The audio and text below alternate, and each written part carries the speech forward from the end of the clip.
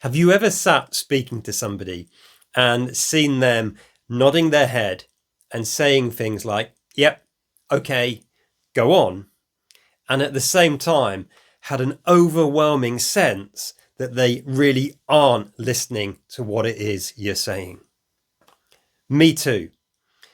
You see, things like nodding your head and these small micro-verbal gestures such as, yep, okay, go on, are all active listening skills, things that many of us have been taught to do to show that we're listening, but they alone don't prove we're listening. They alone don't help us to actually hear what it is the other person is saying. Those of you in the UK, at least, will have probably seen the Churchill dog nodding along at you, perhaps in the rear windscreen of a car you're following on the motorway. But it doesn't mean the Churchill dog is listening to what you're saying. And that's what we're going to talk about in today's episode of the Leader's Kitbag. How to dial up your listening skills so other people truly feel heard, a few active listening skills, and also one of the big pitfalls of focusing too much on active listening. Hey, I'm Ben Morton. I'm a leadership trainer, executive coach, and keynote speaker. And if you or your organization needs help in any of those three areas, then do get in touch, as I'd love to hear from you. You can email me via chat@ben-morton.com or visit my website, ben-morton.com. So, to today's episode of the Leader's Kitbag. Active listening is about a lot more than simply nodding our head and these verbal signs of affirmation such as, yep, okay, go on. Active listening really is about what the title suggests. It's about actively listening. Really listening to somebody, making sure we understand their message and helping them feel as though they've been heard isn't a passive act. It's something we need to focus on, commit to, and be intentional about. And simply nodding our head, paraphrasing or summarizing alone doesn't mean we are hearing what they are saying.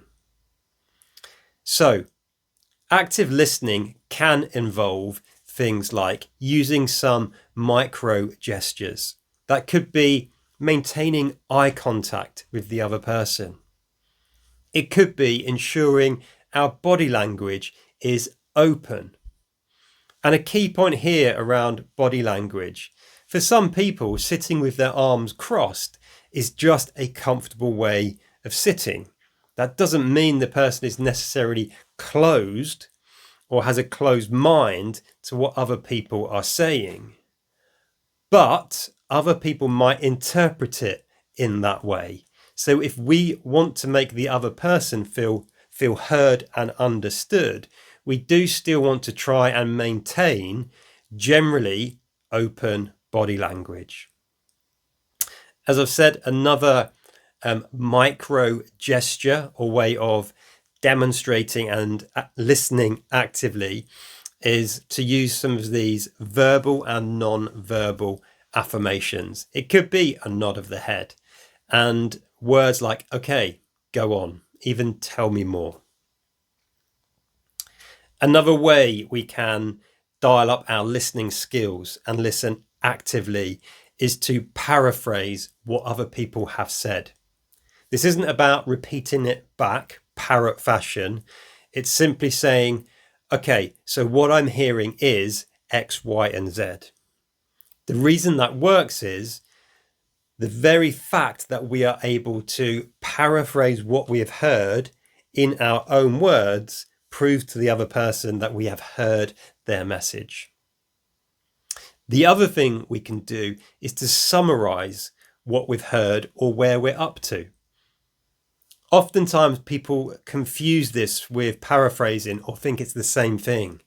It's not. When we summarize, we can just take a pause, take stock and recap where we are. It could be something like, so I'm hearing the challenge you've got is X. This is the impact it's having and why it's affecting you, or how it's affecting you and your team. And so far, we've explored 2 potential solutions to this challenge. Is that right? So you see, that's how we can summarize a conversation. The final thing I would say on active listening, which is a little bit of a trap or a pitfall we can fall into.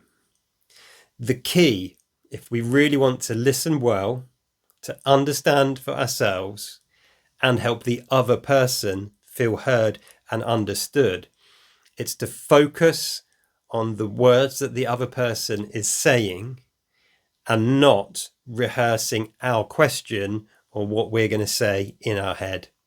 We really do need to stay present and focused in the conversation and get out of our head.